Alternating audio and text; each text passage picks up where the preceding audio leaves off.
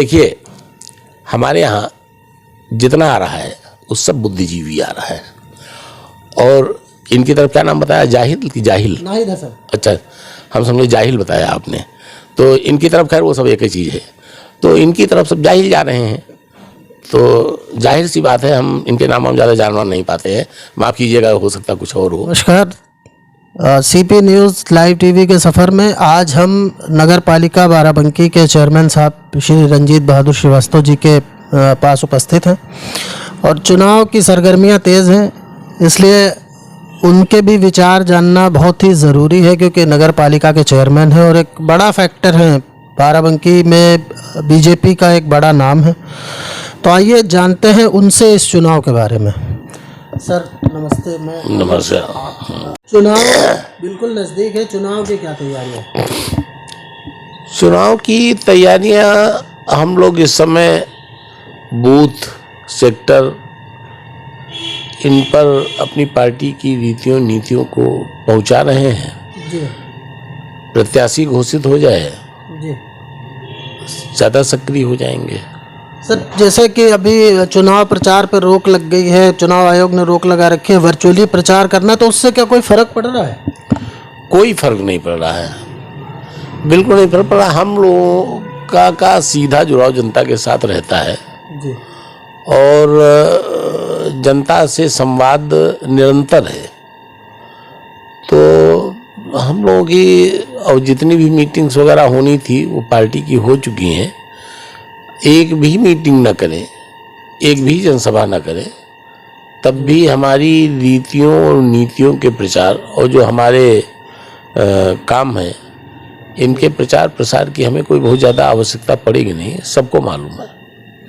अच्छा सर, एक आरोप लगा रहा है विपक्ष, लगातार आरोप लगाता आ रहा है कि भारतीय जनता पार्टी चुनाव आते ही एक धार्मिक उन्माद पैदा करने की कोशिश करती है।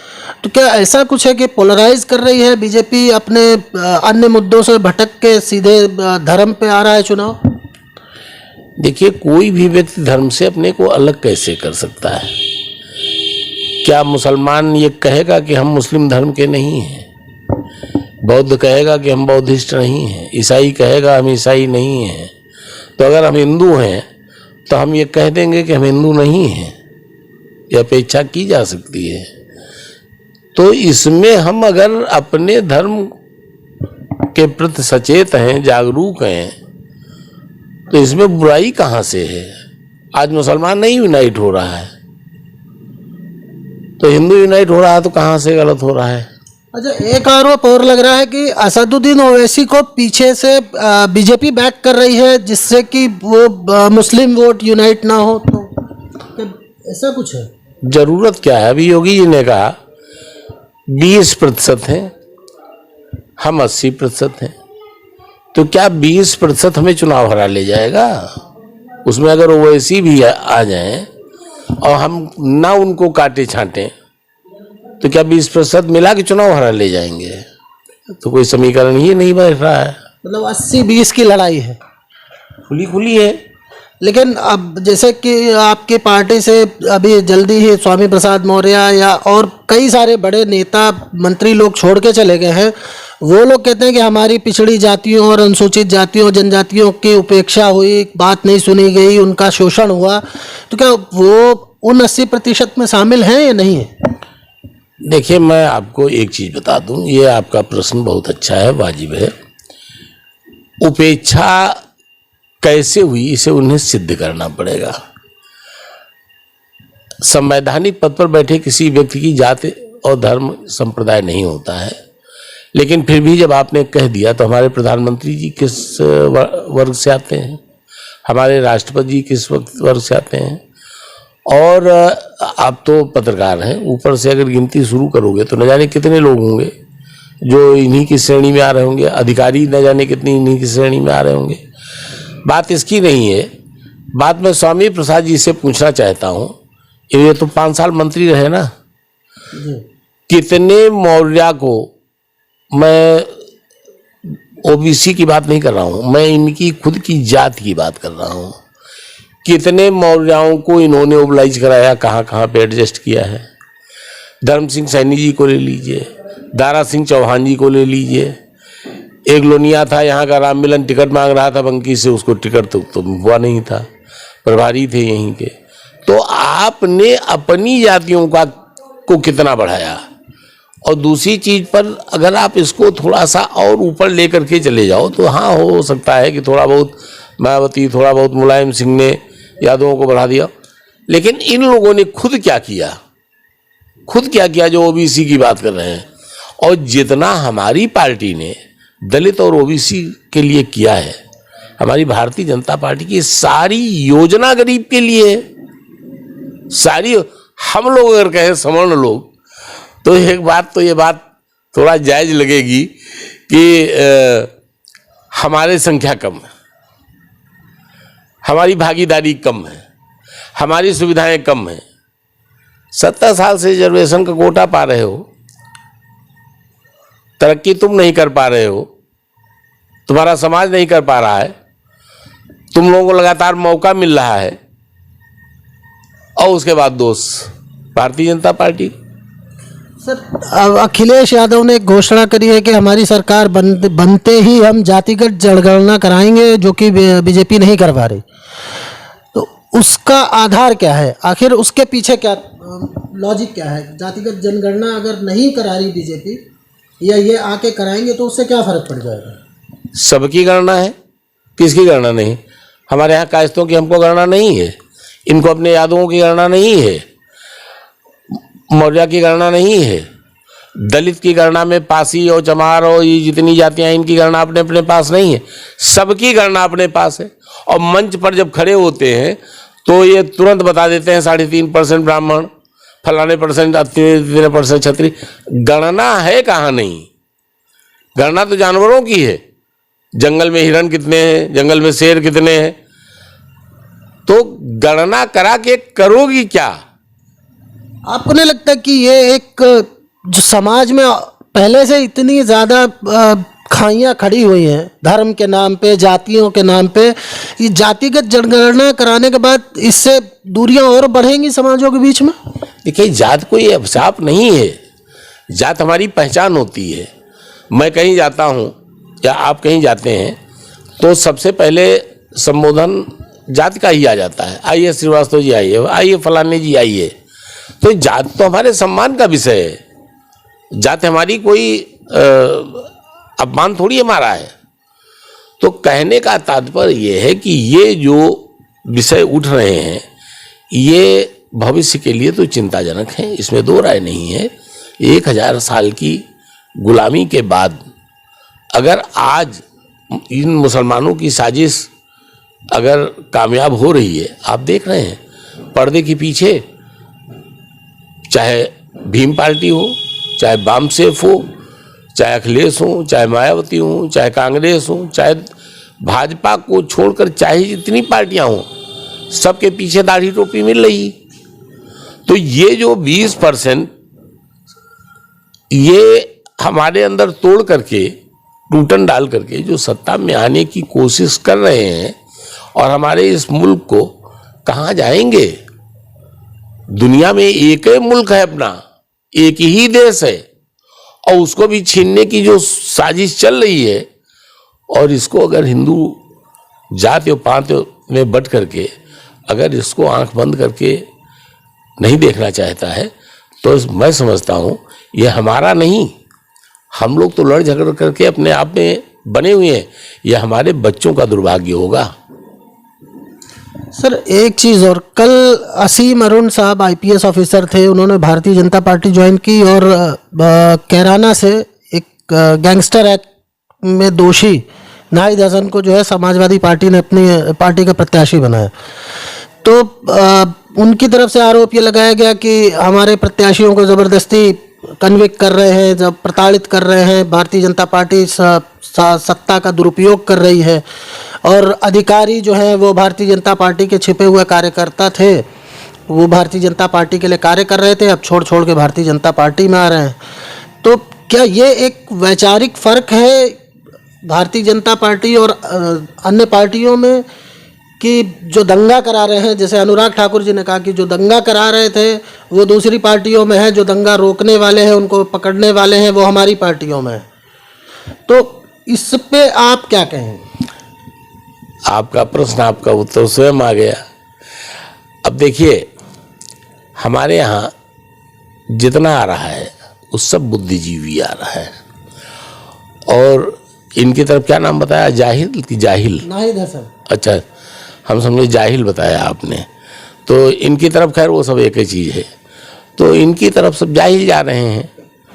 तो जाहिर सी बात है, हम इनके नाम हम ज़्यादा जानवर नहीं पाते हैं, माफ़ कीजिएगा, हो सकता कुछ और हो, लेकिन अब आजम खां के बेटे अबू आजम, उनकी भी कल जमानत हुई है, तो जमानत पे आने के बाद उन्होंने कहा कि हम चुनाव भी लड़ेंगे और भारतीय जनता पार्टी को हराएंगे। नहीं, लड़ना चाहिए, चुनाव तो लोकतंत्र है, सबको लड़ना चाहिए, लेकिन हम लोगों को एक चीज़ से सचेत रहना चाहिए कि जो गुलामी से मुक्ति हमें 1000 साल में के बाद मिली है, हम कहीं फिर उन्हीं जंजीरों में न जकड़ जाएं, सचेत रहना चाहिए।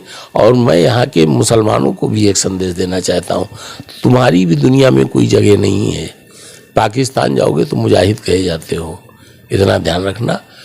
अब भी समय है, वक्त है, तुम भी भारतीय जनता पार्टी के साए में आ जाओ और देश की एक धारा से जुड़ो और भारतीय जनता पार्टी की सरकार बनाने में सहायता करो और देश की तरक्की के सहायक बनो। सर, एक चीज़ और, अखिलेश यादव ने 300 यूनिट बिजली फ्री देने की घोषणा कर दी है, बोले लैपटॉप देंगे, 300 यूनिट बिजली फ्री देंगे। अभी आपकी पार्टी के कार्यकर्ता से मैं मिला तो वो मुझसे कह रहे थे कि जब अखिलेश यादव की सरकार थी तो लाइट आती ही नहीं थी, तो फ्री कहाँ से देंगे? तो आप क्या कहेंगे? नहीं, हम कहते हैं दे भी दें, तो क्या किसी एक चीज से बिजली से या किसी एक चीज से क्या हमारा जीवन चलता है?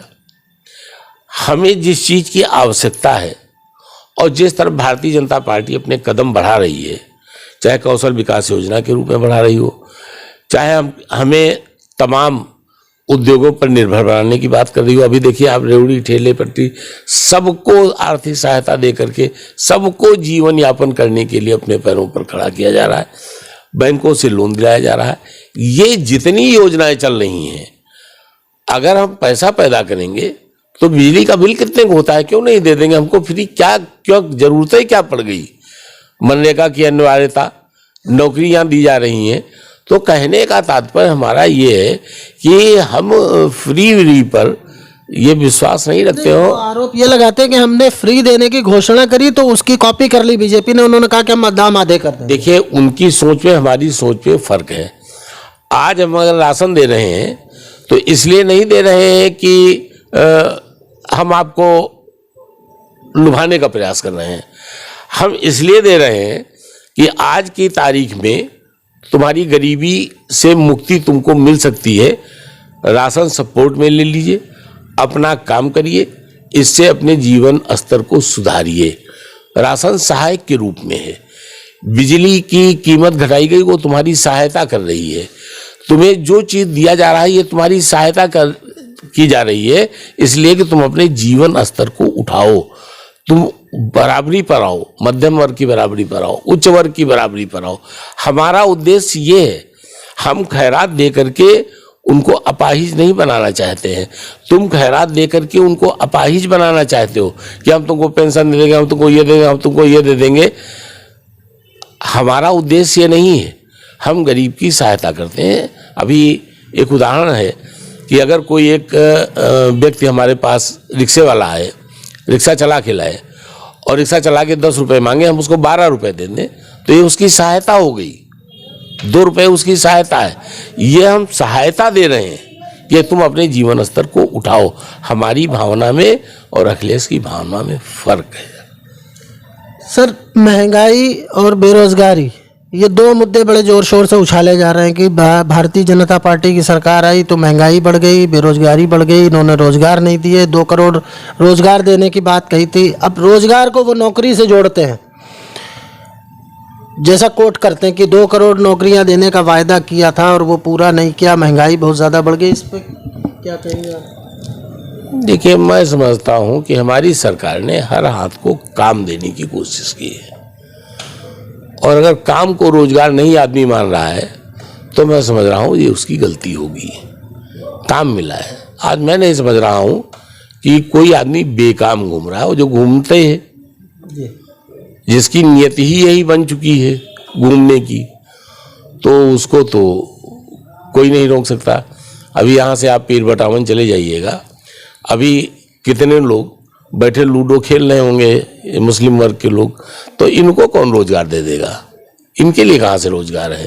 और जो तुम्हें कंचा गोली खेलने की आदत है तो कंचा गोली खेलो, लट्टू खेलने की आदत है वो खेलो, लूडो खेलो, कैरम खेलो। जब काम करने वाले के लिए काम की कमी नहीं, कहाँ है कमी? हम नहीं जानते हैं। आज काम करने वाले ढूंढे जा रहे हैं। हम फार्मर हैं, हम आपको बता रहे हैं, आज हमारे यहाँ लेबर 250 रुपये का है, बल्कि 300 रुपये का लेबर है। औरतों की लेबरी 200 रुपये हो चुकी है। आप अभी ये छाया चौराहे पर लेबर लेने जाइए, 300-350 का लेबर मिलेगा। महंगाई क्या इसी औसत में बढ़ी है? इसी रेशियो में बढ़ी है महंगाई? जितना वेतन, जितना भुगतान बढ़ गया इनका। आज आदमी पैसा पैदा कर रहा, खर्च कर रहा है। हम लोगों के अपने ज़माने में, हम अपनी बात बताते हैं, हम लोगों के पास पिताजी 2 हाफ पैंट और 2 शर्ट पहनाते थे। हाई स्कूल तक हम लोग हाफ पैंट पहन करके गए हैं। आज जो नर्सरी का बच्चा है उसके पास 5-5, 10-10 पैंटें होंगी, 5,000 के जूते पहनता है। कहाँ गरीबी? सर, नवाबगंज सीट की बात अगर आती है, पिछली बार प्रचंड लहर थी, उसके बावजूद अपनी सदर सीट जो है बाराबंकी की, वो सपा जीतने में कामयाब रही थी। तो इसके पीछे क्या जातिगत कुछ फैक्टर्स हैं कि नवाबगंज सीट में जातिगत आधार पे वोटिंग होती है, या कोई और कारण? देखिए, जातिगत फैक्टर तो वही है। यहाँ पर यादव मुस्लिम बाहुल्य क्षेत्र है ये, और हमने एक बार नहीं कई बार कहा, हालांकि अब की ये मिथक टूट जाएगा। यहाँ पर मुसलमानों को बांटना पड़ेगा और यादवों को अपने पक्ष में काटना पड़ेगा। तो मुस्लिम बटे, यादव कटे, इस रणनीति पर जब काम होगा तो ये सीट निकल करके आएगी, और ये रणनीति बन चुकी है। आप देखते जाइए, ये सीट अब की भाजपा के साथ में हाथ में होगी। अभी तक सर अयोध्या से या मथुरा से योगी आदित्यनाथ जी के चुनाव लड़ने की कयास लगाए जा रहे थे। अब लिस्ट आई है तो वो गोरखपुर पहुंच गए, उस पर भी अखिलेश यादव प्रहार कर रहे हैं। तो क्या ऐसा भी संभव है कि गोरखपुर के साथ साथ वो किसी और सीट से भी चुनाव लड़े? नहीं, कोई राहुल गांधी है क्या कि वायनाड भाग जाएंगे? अरे जरूरत क्या है? हमारी पार्टी का हर नेता अपना एक क्षेत्र रखता है, जो जहां है वहीं लड़ेगा और वहां से जीतेगा। पलायन वो लोग करते हैं जिनका अपना कोई क्षेत्र नहीं होता है। पलायन हम लोग नहीं करते हैं, जो जहां है वहीं लड़ेगा। सर, अंत में बस आपसे एक चलते चलते ये पूछना चाहूँगा कि बाराबंकी या जितनी भी जनता है उत्तर प्रदेश की, क्या संदेश है उसका आपके तरफ से, जो है आप जनता के लिए आने वाले चुनाव में वोटिंग? देखिए, देश की तरक्की के लिए, बच्चों के भविष्य के लिए, बगैर बटे, बगैर आपस में लड़े, बगैर जातीयता के दंड फंद में पड़े, एकजुट होकर के, हिंदू बन करके भारतीय जनता पार्टी को वोट करिए। आपका भविष्य उज्जवल होगा। बहुत बहुत धन्यवाद।